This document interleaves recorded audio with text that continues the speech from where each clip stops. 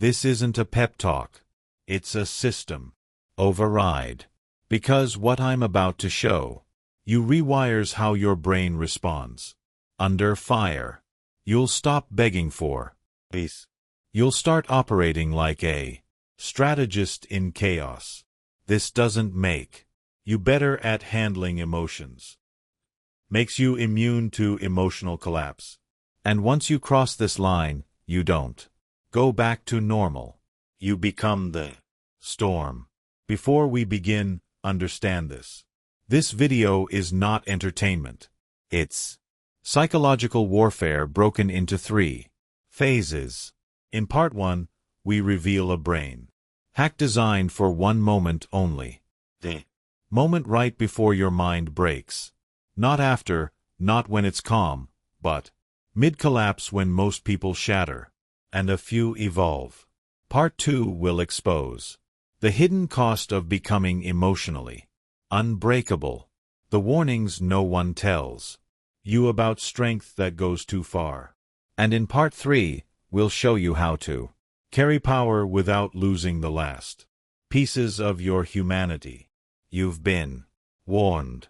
Stay till the end or don't watch at all. Let's begin.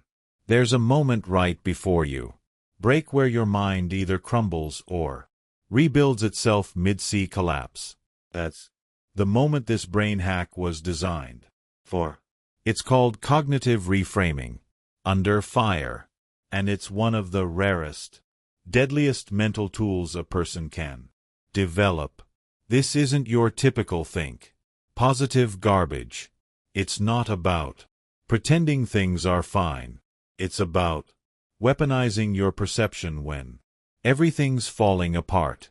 Most people get hit with pain and they absorb it. They become it. They drown in it. But a mind trained in reframing, it converts pain into power in real time. Not why is this happening to me, but what part of me is being reforged by this? Not this broke me, but this revealed who I actually am. Not I can't take this, but let's see what I become because of this. Here's how it works. Your brain isn't reacting to the world. It's reacting to the story you tell about it. Change the story. Change the outcome. Reframe the experience. And the pain becomes purpose. This is not suppression. It's transmutation. You are not denying the wound. You are giving it direction. You are not numbing out. You are tuning in with ruthless clarity. This is the foundation of inhuman strength. You stop spiraling. You stop playing victim. You stop begging life to be easier and start demanding that you become harder to break. And when that clicks, nothing outside of you has power anymore because the battle no longer depends on what hits you, only on what you do with it. Here are 5 drills to master this brain hack. You're not reacting to life. You're rehearsing for it. This tactic builds a psychological pre-response library. So when real pressure hits, you've already lived it in your mind. The brain doesn't fully distinguish between imagined experience and real experience. Visualizing high-stress events while in a calm, grounded state builds neurological familiarity. That familiarity reduces shock, panic, and hesitation. When the real thing hits, choose your emotional Achilles heel. Public failure, rejection from someone you admire, betrayal by someone you trust. Then step into the strongest version of yourself. Visualize them facing that moment. What is their posture? What is their internal dialogue? What emotion do they allow? What do they override? You're training your emotional immune system. So when pain hits, you don't break. You activate. We don't prepare for the battle. We become it before it happens. You're triggered. You pause. You say nothing. You do nothing. Not because you're weak, because you're studying, because you're choosing. Delayed domination over instant reaction. Reacting emotionally hands power to the moment. This drill roots behavior from the limbic system, emotion center, to the prefrontal cortex, decision-making center. You're creating internal distance between stimulus and response, a gap where control lives. Pick 3 micro-moments every day. Someone interrupts you, a coworker disrespects you, a loved one disappoints you. In those moments, no flinch, no defense, no expression, just silent awareness. You take notes mentally, emotionally, strategically, and you respond hours later. Calm, calculated, surgical. What it builds: emotional invisibility, psychological intimidation. You become unpredictable, and unpredictability is dominance. Words aren't affirmations. They're commands. You don't say them to feel good. You say them to program your core operating system under duress. Repetition wires belief, especially when paired with adversity. When you repeat a phrase during stress, your brain links that phrase to survival. Eventually, that phrase becomes a trigger for power, not panic. Choose one phrase. Say it when you're tired, you're anxious, you're disrespected, you're rejected. No. Emotion controls me. Pain sharpens me.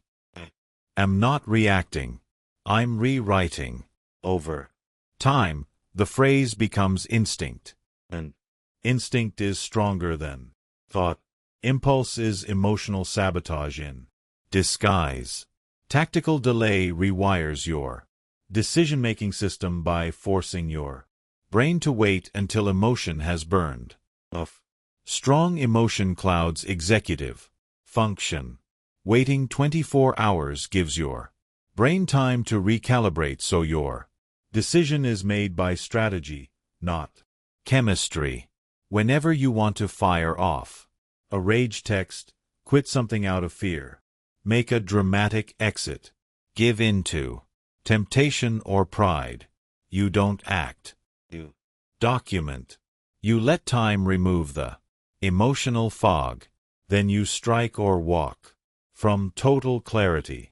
What it builds: command over time, impulse control, psychological power others feel but don't understand. Choose one emotion you've been feeding like a god, then cut it off. No expression, no indulgence, no justification, just denial. Cold and clear. Overindulged emotions become emotional parasites. You think you're feeling them when really they're feeding on you. By fasting, you expose the addiction. You reclaim emotional sovereignty. Pick the one that owns you. Guilt, insecurity, anger, validation, hunger for 7 days. When it rises, observe it, deny it. Don't act on it. Don't feed it. Don't rationalize it. Journal what it says, what it wants you to do. Then do the opposite. By day 7, you'll realize it was never part of your power. It was feeding on your power. Now you own it or it dies. Not stupid. You're just running old software. What if I told you that your intelligence can be sharpened, enhanced, and reprogrammed into something cold, efficient, unshakable, and your understanding of manipulation reconstructed from scratch into a weapon of silent dominance? That's exactly what whisper secret, ruthless intelligence and manipulation was created to do. Inside this mind-altering book, you'll discover the Mind Fortress technique to Gain unshakable mental control under chaos. Mental manipulation mastery to control conversations, perception, and people. Neuroessentialism. The intelligence upgrade that kills. Emotional interference. The final transcendence where your mind evolves.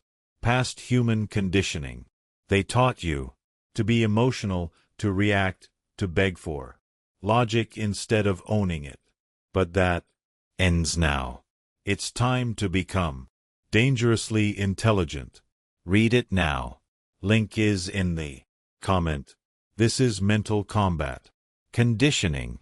Each drill exists to carve a new identity under pressure, one that doesn't beg for emotional safety, but builds clarity inside chaos.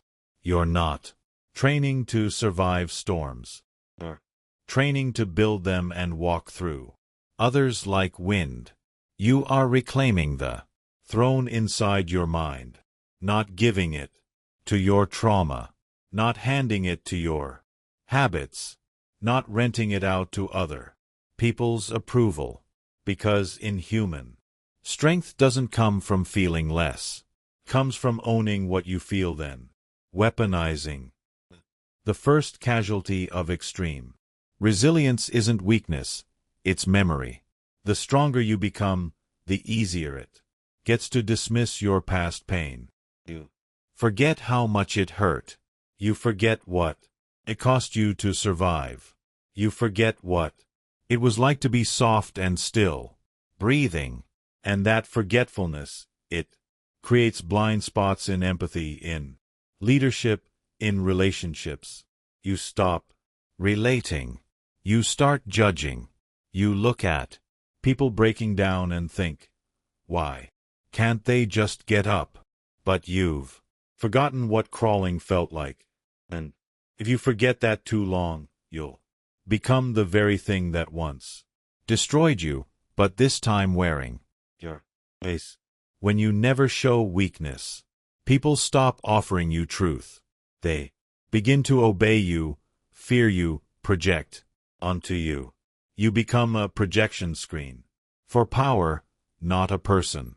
And here's the trap. That feels good at first. No resistance, no vulnerability, no mess. But over time, that control begins to isolate you from authentic feedback.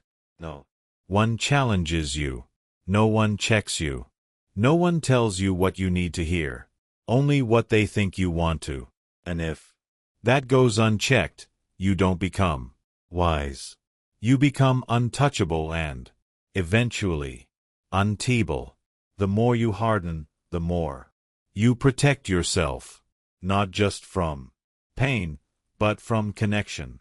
You stop letting people close. You stop letting them see you. You become the strong one all the time. But strength with no cracks is a wall. And a wall doesn't just keep danger out. It keeps everything out. You'll start noticing something strange. Conversations feel surface level. Intimacy feels inefficient. Vulnerability feels like a threat to your identity. And over time, you'll find yourself surrounded by silence, not because no one's talking, but because you stopped letting anyone matter.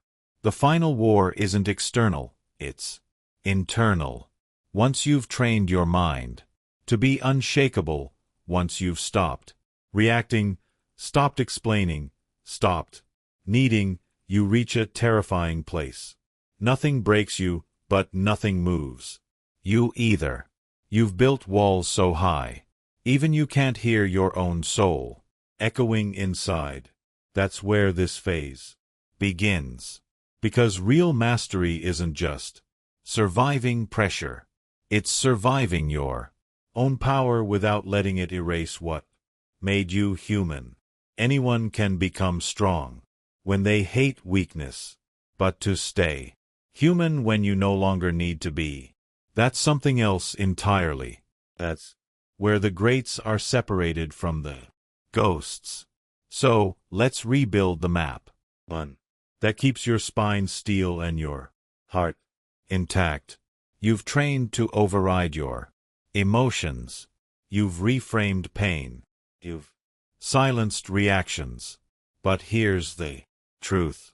Emotion is not the enemy. Unfiltered, unconscious emotion is. Emotions carry information. when you kill them completely, you lose the Signal, the message inside the chaos.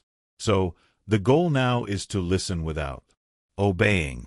Feel without falling. let Sadness whisper. Let anger knock. let Fear speak, but never hand them the microphone. Never let them drive the car. You are the translator now. You Extract the meaning, not the madness. This is non-negotiable. you Can't be hard everywhere and expect to stay whole. The world will ask for your edge, but your soul needs one space where the blade can be set down. that Might be a partner who sees you. Journal where you bleed in ink. Meditation where the mask comes off. Moment with your younger self in silence. That space is sacred. It's not weakness. It's your return point. the Proof that you are still in there, beneath the armor. Because if you don't choose where to be gentle, your mind will forget how to be. And once gentleness dies, so does everything that made the strength worth it. This is the most subtle trap. You become strong to escape manipulation. Then begin to manipulate. You become silent to avoid chaos. Then start using silence as a weapon. You become disciplined to avoid pain. Then start inflicting that same pain onto others who haven't earned their scars yet. That's the danger, that you turn into the thing you had to survive. But now it wears your face. now It speaks your voice. now it calls. It's self-growth. So check yourself. Why am I saying this? Who am I trying to control right now? Am I creating clarity or compliance? Because you can win every argument and still lose your soul doing. When no one can stop you, you must stop yourself. When you can justify anything, you need something higher than your ego to answer to. Enter your code. This is your unbreakable inner law. the Rules you write when your mind is clear, so you don't betray them when your ego is loud. It should be specific, ruthless, personal. Examples: I do not punish others for my past. I never speak To control, only to reveal. I don't fake. Emotions to manipulate connection. If I Lose empathy, I lose the game. this is Your compass in chaos, your leash on the monster, your tether to the part of you that remembers the mission. Without this code, strength will morph into power. Addiction. And that addiction, it never ends clean. There's one more piece. You can't grow alone forever. Because no matter how strong you become, the human need to be seen doesn't die. It just gets Quieter, quieter until it becomes a silent scream. That's why you must seek out the rare ones. People who don't fear your silence. People who don't shrink when you don't react. people who Challenge your thinking without needing to fix it. People who see your power and still look you in the eyes as an equal. Those people, they don't need you to soften, but they won't let you disappear either. And that's where you find your center again. Not in the crowd, not in the applause, but in real raw recognition. Connection that doesn't need you to be humanly weak only to be honestly human. You can lead, you can dominate. You can walk into any room and control the energy. But if you lose presence, you'll forget why you built any of it. Presence isn't emotion. It's awareness. It's the part of you that's here, real, awake. The part of you that remembers what you felt before the numbness. Who you were before the silence. Why you started this journey in the first place. Presence is the pulse beneath the armor. Keep it alive or you become the armor itself. So here it is. You've built the strength. Now build the discipline to carry it like a weapon, not wear it like a mask. Stay sharp. Stay precise. Stay dangerous. But never stop being human on purpose. Because real power isn't just being cold under fire. It's being warm, by choice and still untouchable. That's the real monster. That's the real master.